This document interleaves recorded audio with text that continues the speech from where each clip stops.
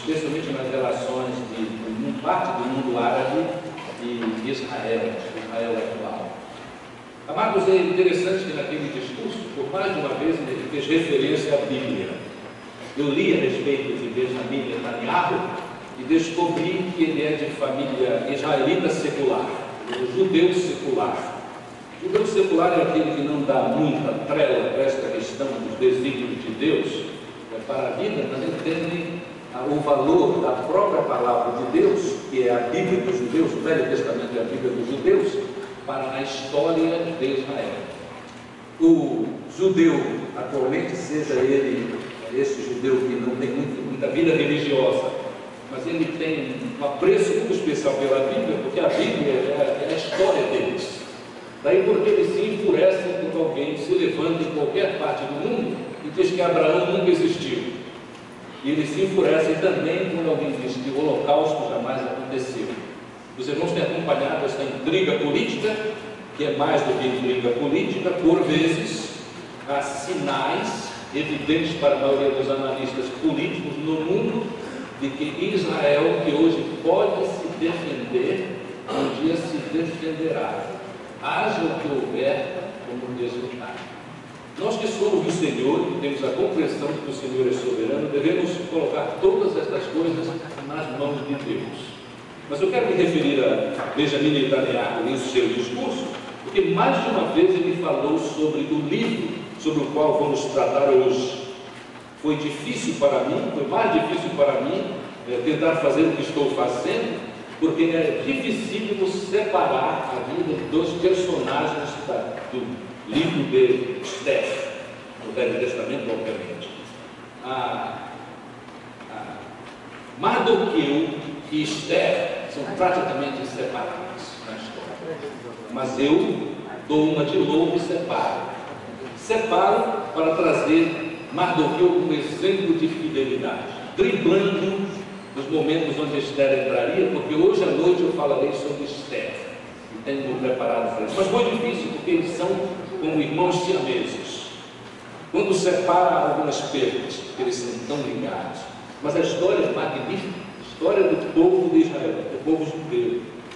E eu faço as seguintes aplicações iniciais. Quando nós, qualquer um de nós, e particularmente aqueles que já temos uma certa idade, que já estamos assumindo a nossa vida, os desafios próprios dela, quando nós estamos cercados por grandes desafios, problemas, e no meio destes, incertezas, nós devemos nos aproximar mais de Deus, confiando no seu poder e esperando nas suas providências, porque nós não somos nada sem Deus. Os grandes desafios da vida não serão enfrentados de maneira adequada se não tivermos esta consciência e, mais do que isso, este relacionamento com Deus. Pois bem, irmãos, no livro de Esther nós encontramos este homem que é exemplo de fidelidade. O nome dele, já citei, é Mardoqueu. O texto que eu coloquei no boletim é Esther, capítulo 10, mas depois eu descobri o seguinte: a Esther, capítulo 10, é só um resumo da grandeza de Mardoqueu. Daí porque ao longo da minha apresentação de hoje de manhã, eu estarei trazendo vários textos. E o primeiro fica aí no capítulo 2, a partir do verso 5. 2 e verso 5. Esther, onde nós aprendemos a seguinte palavra. 2:5 diz assim: nesse tempo, em Suzã, na cidadela de Suzã, vivia um judeu chamado Mardoqueu, da tribo de Benjamim, filho de Jair, neto de Simei, bisneto de Quis. Ele fora levado de Jerusalém para o exílio por Nabucodonosor, rei da Babilônia, entre os quais foram levados prisioneiros com Joaquim, rei de Judá. E logo vem esta união com Esther. Ele tinha uma prima chamada Hadassa, que é Esther, que havia sido criada por ele por não ter pai nem mãe. Ela era conhecida como Esther, atraente e muito bonita. E Mardoqueu havia tomado como filha quando o pai e a mãe dela morreram. Isto era algo muito comum no mundo de então, continua a ocorrer em algumas famílias. Os pais de uma criança morrem e alguém bondosamente toma conta dos órfãos, às vezes são muitos, e todos eles são assim, bem tratados. Amados, é muito interessante que este judeu exilado, enfatizar isso, exilado, é alguém que vem de outro lugar à força, é um exilado. Ele vem, mas abençoado por Deus, ele começa a influenciar os seus ambientes de vida, e ele é chamado, circunstância não é dada no livro, para ser porteiro do palácio. Para nós, um porteiro, no ambiente socioeconômico nosso, pouco vale. Ganha às vezes um salário mínimo menos do que isso em alguns lugares, lamentavelmente. Mas naquele tempo era de altíssimo valor ser porteiro do palácio. Isto tem conotações de segurança, tem que ser alguém de total confiança dos que administram essas questões relativas ao soberano Senhor. Neste caso, o soberano era Xerxes. E este exilado, que é porteiro do palácio de Xerxes, ele vai gozando de uma grande influência, porque ele é bem relacionado, mas por outro lado ele é meio atrevido, tanto é que nós aprendemos que ele é um homem fiel, e o texto sagrado em vários lugares demonstra a natureza da sua fidelidade. É bom aqui este ponto nós lembrarmos o que é fidelidade. Fidelidade é uma lealdade determinada, é alguém que tem espinha dorsal, que tem princípios e segue estes princípios. E lembremos, Mardoqueu é judeu que dá muito valor para a palavra de Deus. Então, nos relacionamentos deste porteiro, que é oficial, lida com as questões de segurança do rei, porque cuida da entrada do palácio, ele tem relacionamentos bons e maus. E existe um cidadão nesta época ali em Suzã, que se relaciona muito com o rei Xerxes. A segunda pessoa dele, ele é chamado Amã. E Amã é metido a bobo. Amã gosta de ser exaltado pelos outros. E Mardoqueu, porque é judeu, ele não trata Amã como Amã gostaria de ser tratado. Quando Amã passa a segunda pessoa do reino, todo mundo presta quase adoração a ele. Mas Mardoqueu, jamais. E Amã vai ficando inflamado contra Mardoqueu. E se inflama tanto com Mardoqueu que os próprios outros oficiais que conhecem Mardoqueu, até para protegê-lo, creio que assim, mas Mardoqueu não faça isso. Você sabe que ele é poderoso. Alguma coisa pode acontecer com você. E a resposta dele é simplesmente essa: lembrem que eu sou judeu. E o que isso tem a ver? Irmão, judeu que se preza conhece os mandamentos. E Mardoqueu conhecia os mandamentos. Você conhece os mandamentos? Talvez há muito tempo você não tenha lido os mandamentos, mas eu quero ler para você hoje. Eu sou o Senhor teu Deus que te tirou da terra do Egito. Sim, o povo israelita foi tirado da terra do Egito, da terra da escravidão. Não terás outros deuses além de mim. Não farás para ti nenhum ídolo, nenhuma imagem de qualquer coisa no céu, na terra ou nas águas debaixo da terra.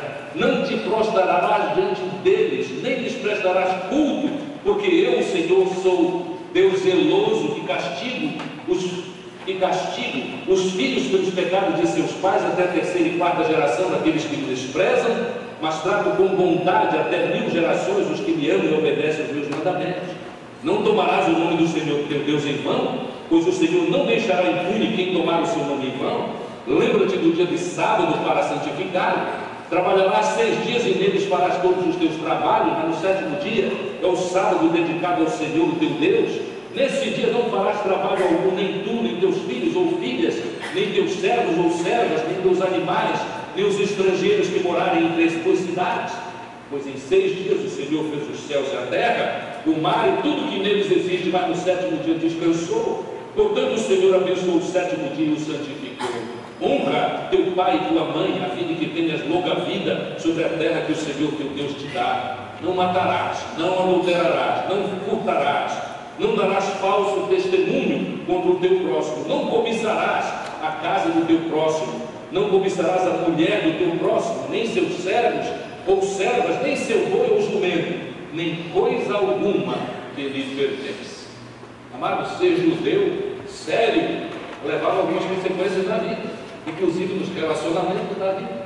Daí porque quando Amã passava, os outros oficiais, um pouco abaixo dele, todos se curvaram, menos Mardoqueu. E ele dizia: eu sou judeu. Amados, eu quero aplicar isso da seguinte forma: nós que somos servos do Senhor hoje e conhecemos a vontade do Senhor e a palavra do Senhor, precisamos às vezes responder exatamente como ele respondeu nos nossos textos: eu sou crente, e porque eu sou crente eu não faço isso, não faço aquilo. Eu gostei de uma palavra que eu ouvi de alguém, não posso recordar quem, que me disse assim: fui muito pressionado a respeito dessas questões, de algumas práticas no meu ambiente de trabalho. Mas no fim eu tive de dizer para eles, e disse até de uma forma meio ríspida, porque já estava nervoso. Eu disse assim: olha, vocês fazem porque querem, eu não faço também porque eu quero, eu não quero fazer, e eu sou livre para isso. Mas essa é uma boa resposta. Um garoto estava sendo influenciado para andar no mau caminho, no mundo das drogas, e ele respondeu claramente: eu não faço isso porque eu sou crente. Ele tinha apenas 11 anos quando fez isso, e foi vitorioso. Nunca provou drogas alucinógenas na sua vida, e se tornou uma pessoa de bem. É assim, nós temos que assumir o que nós somos, e quando somos fiéis a Deus, nós nos curvamos para certas pessoas e para certas atitudes. No caso de Mardoqueu era porque o judeu temente a Deus não se curva perante pessoas, porque é entendido como uma forma de culto. Eu sou judeu. Imagina o que aconteceu com Amã. Ele de fato tinha poder. Então ele urdiu um plano terrível, um plano para aniquilar todo o povo, e não apenas Mardoqueu. Irmãos, ele planejou coisa séria. Ele começou a estudar como vai ser isso, e ele, preparando tudo, este plano, ele vai ao rei e fala mal do povo. Existe um povo aqui no meio, no teu meio, aqui no teu reinado, que não respeita as tuas leis, e eu gostaria de, inclusive, depois de ter feito o meu trabalho, trazer todas as riquezas para ti. E o rei Xerxes não é nem um santo, nem absoluto, é um rei déspota, como havia muitos naquela época. Não tem respeito por absolutamente ninguém, e de maneira muito simples, porque Amã pediu, ele disse: olha, aqui está o meu sinete, faz como tu achares por bem, inclusive com o povo. Irmãos, que coisa! Xerxes não merece o respeito de Mardoqueu, mas sabem, Mardoqueu é fiel, exerce fidelidade e reverência ao seu soberano. Tanto é que ele está ali no portão do palácio, um lugar interessante. Havia muitos fugidos por ali, e ele descobre, segundo o texto sagrado, lá no início do livro de Esther, que 2 homens estão planejando matar Xerxes. E ele, tendo ouvido aquilo, por causa do seu senso de justiça, ele, por intermédio de Esther, ele faz com que chegue esta notícia ao rei. E quando é descoberto que é tudo verdade, eles são levados à forca. E isto acontece, que é um sinal de que Mardoqueu é fiel a Deus, em primeiro lugar. Mas porque fiel a Deus, ele é fiel ao seu chefe, ao seu soberano. Mas não só isso, ele é muito fiel ao seu povo, e por isso, quando ele sabe do plano de Amã, ele fica apavorado. O texto sagrado diz que ele chora amargamente, ele sofre amargamente. O texto sagrado vai direto ao ponto. No capítulo 4, versos 1 em diante, está assim: olha, quando Mardoqueu soube do que tinha acontecido, rasgou as vestes. Naquela cultura é sinal de desespero. Rasgou as vestes, vestiu-se de pano de saco, cobriu-se de cinza e saiu pela cidade. Dramatizou isso, era comum ali, chorando amargamente em alta voz. Foi até a porta do palácio real, mas não entrou, porque ninguém vestido de pano e saco tinha permissão de entrar. E o decreto estava correndo, o decreto de Amã, com a autoridade de Xerxes, para eles serem aniquilados. Daí a mais ou menos 11 meses eles seriam aniquilados, não pelo exército de Xerxes, mas pelo próprio povo. no meio de quem os judeus viviam em grande número. Irmãos, ele sofre porque eles sabem do plano para executarem todos os judeus. Mas ele não apenas sofre, ele intercede. Então ele intercede indo até Esther. Veja como é difícil separar os dois. Ele intercede, mas ele planeja. Ele é inteligentíssimo. Em todo o texto a gente percebe esta maneira de Mardoqueu afinado, ligado com as realidades do reino. E aqui em defesa do seu próprio povo. O texto diz assim, capítulo 4, verso 12. Quando Mardoqueu recebeu a resposta de Esther, porque ela disse: olha, meu primo, vamos devagar, porque eu não sou chamado, é um risco enorme ir à presença do rei sem ser chamado.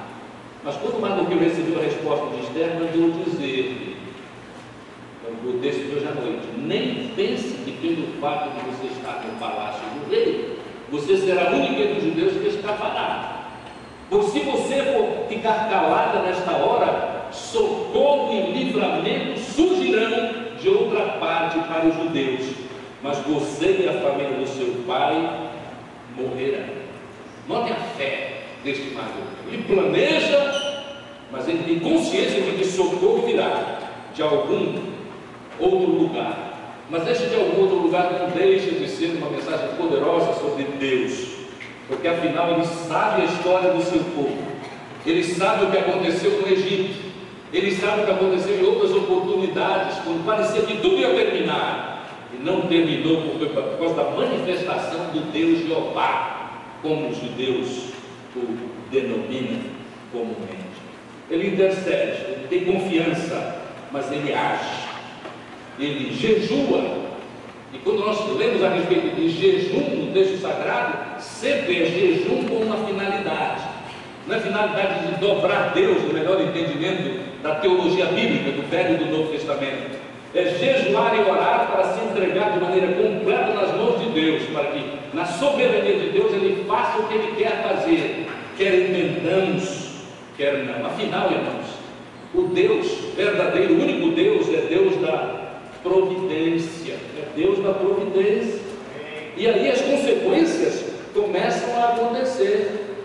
Deus da providência, no meio de todo este drama político, esta ameaça de extermínio do povo, acontece a exaltação de Mardoqueu. Era a coisa menos esperada naquele momento, era a exaltação de Mardoqueu. E era odiado por Amã, o segundo do reino. De início, Esther ficou amedrontada. De início, ela ficou amedrontada. Ele entende que Deus fará alguma coisa, e Deus começa a fazer. E Deus é sempre surpreendente. Na primeira página do boletim há um texto que eu espero que os irmãos leiam na íntegra, para se inspirarem a respeito das surpresas de Deus. Porque quem sabe o seu sofrimento é muito grande em determinada área da sua vida, e você tem aguardado e tem orado até aqui. Pois não, a surpresa de Deus pode vir logo mais. E o que vier será para a glória e honra do Senhor. E nós estamos envolvidos neste processo. Mas a exaltação, a consequência daquela dedicação e daquele relacionamento com Deus é que, assim, do nada, segundo os homens, mas por causa dos planos de Deus, ocorre a exaltação de Mardoqueu. Eu disse a alguns de vocês conhecem, sabem da leitura do próprio texto, porque algumas vezes, quem sabe todo ano você lê a Bíblia, na melhor das hipóteses, né? Alguns leem a cada 3 anos, alguns nunca leram, mas já leram o livro de Esther, já ouviram uma mensagem sobre Esther. Irmãos, lembrem que por causa da sua fidelidade a Xerxes, ele um dia revelou que 2 homens maus que queriam matá-lo, e foi constatado que era verdade. Aqueles 2 foram colocados na forca, morreram por causa do seu mal feito. Pois bem, certo dia, o rei Xerxes não tem sono, está passando por uma insônia. Pelo jeito do texto não era comum, mas naquela noite ficou com insônia. E ele chamou um dos seus secretários e disse assim: olha, traz aí o livro das crônicas, as atas a respeito dos acontecimentos do reino. E o secretário, prontamente, naturalmente, quem está falando do soberano, ele vem com os livros daquele tempo, irmãos. Não é codex, como nós, né? É página mais página, né? E não tem internet também naquele tempo. Então, irmãos, lá vem as crônicas. Eles começam a ler as crônicas e sabe onde eles vão ler? Vão ler exatamente na história daquilo que Mardoqueu havia feito. Quando o rei ouviu aquela leitura, e é interessante que os judeus, hoje, os israelitas de Israel, os religiosos gostam de contar a seguinte história, que é uma criação. O texto sagrado não diz isso. Dizem assim, que quando eles dizem, é fábula, mas eles dizem, interessante, o espírito do israelita, eles dizem que quando o texto foi aberto numa outra história. Mas aconteceu algo miraculoso. Por alguma razão, o livro se fechou. E quando abriu, foi em cima da história de Mardoqueu. Porque eles querem exaltar esta questão de que Deus fez. E nós não precisamos desta história fantasiosa para saber que é Deus que faz, né? É o seguinte, quando abriu no texto, e o rei, ainda sem sono, mas angustiado, ouviu a história. Quando ele ouviu a história de Mardoqueu, tendo levantado aquela questão da possível traição e morte de Xerxes, ele disse assim, mas sim, e o que foi feito para ele? Como reconhecimento do serviço que ele prestou, tão maravilhoso para o rei. Aí o secretário disse, nada foi feito. Nada foi feito. Esses dramas da Bíblia são tão interessantes, esses dramas. Aí o rei disse assim, quem é que está no pátio agora, no pátio do palácio? Aí a palavra foi dada a Amã. Aí manda chamar Amã, traz Amã aqui porque ele é líder. Aí quando Amã chegou, o rei Xerxes perguntou, Amã, o que é que eu faria? O que é que devia ser feito para uma pessoa que abençoou muito o reinado? Amã, cheio de si, cheio de orgulho, disse, ele imaginou imediatamente, só pode ser ele. Eu sou algo. Eu sou o homem desta ocasião. Aí ele disse várias coisas maravilhosas, que olha, esta pessoa que fez tantas coisas boas para o reino deve ser colocada no cavalo do rei.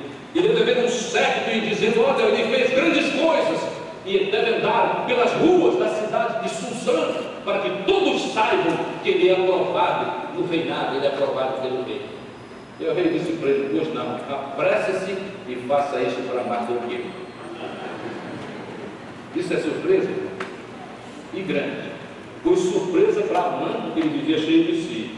Mas imagine a surpresa para Mardoqueu, passando por uma fossa espiritual, e de repente vem este prêmio divino para a vida dele. Amados, isto é providência de Deus. O drama continua, a ira é cada vez maior, e o fim dessa história é que o próprio Amã e boa parte da sua família são levados à forca, e o povo de Deus é liberto daquele possível holocausto. Irmãos, nós às vezes pensamos, mas como o povo judeu tem sofrido? E tem. Se vocês forem à Europa, não deixem de ir ao site, ao lugar do holocausto, mas vão prontos para sofrer emocionalmente, porque aparentemente nunca houve no mundo um povo mais sofrido do que o povo judeu. E é bom que nós não tenhamos a ideia de que eles sofreram ali. É bom ter boa teologia, porque nesses dias alguns teólogos muito reconhecidos, é só entrar na internet que vocês vão descobrir, ou ler alguns livros específicos, alguns que põem toda a culpa nos judeus. Amados, quando nós lemos a Bíblia, nós temos que entender que nosso Deus é soberano.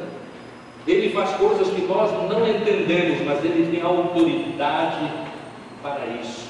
E na autoridade dele, mas na misericórdia dele, ele age-se com muita providência.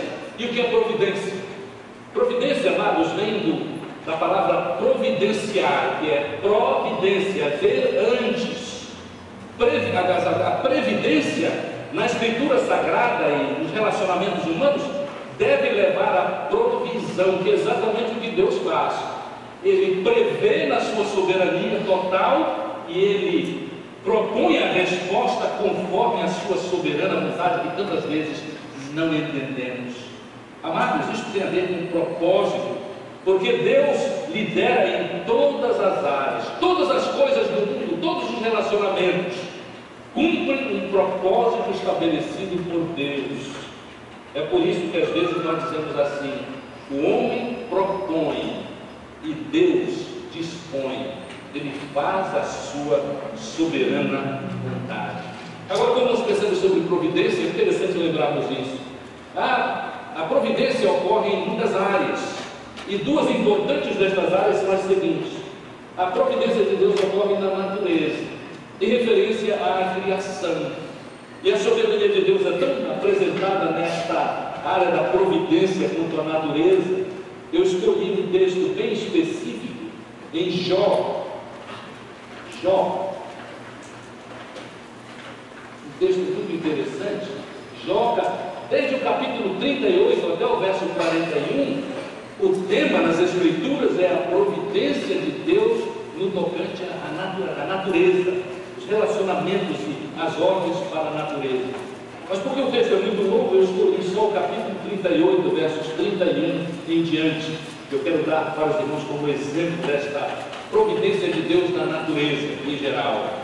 Aí olha o que ele pergunta no texto: você pode amarrar as linhas Pleiades, você pode afrouxar as cordas do Orion.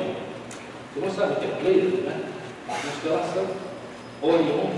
Você pode fazer surgir do tempo as constelações e fazer sair a Ursa com os seus filhotes. Vamos lembrar, Ursa é também uma constelação. Você conhece as leis dos céus? A resposta é não conheço. É Deus que determina estas coisas. Você conhece o domínio de Deus sobre a terra? Você é capaz de levantar a voz até as nuvens e cobrir-se com uma inundação? Não, a ideia é as inundações vêm do Senhor também. E você que envia os relâmpagos e me dizem: aqui estamos. Quem foi que deu sabedoria ao coração? Quem foi que deu sabedoria ao coração e entendimento à mente? A sua mente, a minha mente. Quem é que tem sabedoria para avaliar as nuvens? A ideia do que vai acontecer amanhã é piada no mundo todo, apesar de todos os satélites da Terra, né? Em qualquer lugar do mundo, altamente sofisticado. Às vezes eles dizem assim: olha, amanhã haverá neve e a sol, ou a chuva e a sol. Quem é capaz de despejar os cântaros de água dos céus? Seria bom para São Paulo se nós soubéssemos. Quando o pó se endurece, os terrores de terra aderem uns aos outros. É você que caça a presa para a leoa e satisfaz a fome dos leões? Quando se agacham em suas tocas ou ficam à espreita no matagal? Quem dá alimento aos corvos quando seus filhotes clamam a Deus e vagueiam por falta de comida? A resposta é Deus. Deus, na sua soberania, faz todas estas coisas. Nós não entendemos, mas a natureza serve propósitos divinos. Mesmo quando nós ouvimos ímpios, não devemos saber dizer assim: mas se Deus é bom, por que há inundações? Se Deus é bom, por que há secas? Nós não temos resposta, mas nós sabemos que Deus nos ama e que é Senhor sobre a natureza. Mas também na história humana, né? Natureza, a providência de Deus na natureza humana. E como são complicados os relacionamentos, especialmente os relacionamentos políticos, que têm tudo a ver com a nossa natureza decaída. Pressões sobre nações, pressões sobre pessoas, pressões sobre indivíduos, pressões sobre grupos. Mas o homem põe ou propõe e Deus dispõe, e Deus vai cumprindo o que quer. O fato é que a história, não só a história bíblica, mas a história do mundo, é a história da salvação. No domingo passado nós ouvimos duas mensagens poderosas a respeito do que Deus está fazendo no mundo. Não só através de batistas, mas através dos seus, os que confiam na sua palavra e que entendem que estão aqui para cumprir um propósito divino. E é assim que Deus, na história de salvação, que não é apenas a Bíblia, vai liderando, preservando, controlando profetas, governos, Israel, a igreja e todos nós, porque Ele ordena a história para que a história seja a história da salvação, que um dia estará completa quando Jesus Cristo cumprir a sua promessa e voltar a este mundo. Quero ainda dizer para os irmãos que as surpresas de Deus são maravilhosas. No reinado de Xerxes, assim foi. Mardoqueu descobriu aquele plano do nada, praticamente do ponto de vista humano, o plano para matar Xerxes. Os seus feitos foram lembrados no dia de insônia do rei Xerxes. O livro foi lido na página certa e Mardoqueu foi condecorado. Mas não só isso, irmãos. O ponto crucial da história é que um edital já havia sido escrito por Naamã, o inimigo dos judeus e o inimigo de Mardoqueu, para aniquilar todos os judeus. E até hoje diz que assim, e está escrito na Bíblia isso: a lei dos medos e persas jamais é quebrada. Isso quer dizer o seguinte: a interpretação é essa. Quando o rei Xerxes escreveu, ou deixou Naamã escrever a condenação do povo judeu ali naquele império, era para acontecer. Ninguém podia mudar. Mas sabe quem mudou? Xerxes mudou. No meio de todo aquele drama, a influência especial de Deus através de Esther no reino, o planejamento e as ações de Mardoqueu no fim da história. O texto sagrado diz o seguinte: a maior surpresa de todas no livro é que Amã foi para a forca com os seus, e a Mardoqueu e a Esther foi dada a autoridade de escrever um novo edital. Toda surpresa, ainda em bom tempo, para que as 27 províncias do reinado de Xerxes ouvissem e se aprontassem para aquele dia da recompensa da fidelidade de Mardoqueu e Esther. Isto é um fato muito interessante, porque a data para o extermínio dos judeus era de 9 a 10 meses além daquele momento quando foi tudo descoberto, tendo mais do que suficiente para que o edital dissesse assim: judeus em todo o reinado de Xerxes têm autoridade soberana para defender-se e para, inclusive, ficar com os espólios daqueles que os perseguiram. E assim, amados, aqui está então a história deste exemplo de fidelidade que foi Mardoqueu. Amados, vale a pena confiar no Senhor. Há textos muito especiais que nos falam a respeito deste assunto. Mas eu quero ler para os irmãos, terminando a minha mensagem, eu quero ler o texto de Efésios, no capítulo 1. Efésios, quer dizer, Colossenses, capítulo 1, a partir do verso 15, como um texto do Novo Testamento a respeito de circunstâncias como as que acabo de relatar. Jesus, o texto ele sobre Jesus, ele é a imagem do Deus invisível, o primogênito sobre toda a criação, pois nele foram criadas todas as coisas, nos céus, na terra, as visíveis e as invisíveis, sejam tronos ou soberanias, poderes ou autoridades, todas as coisas foram criadas por ele e para ele. Ele, Jesus Cristo, é antes de todas as coisas, e nele tudo subsiste.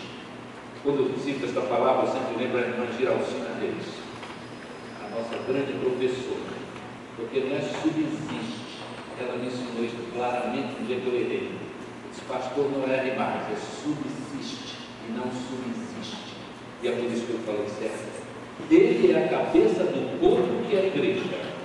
É o princípio, o primogênito dentre os mortos, para que em tudo tenha a supremacia.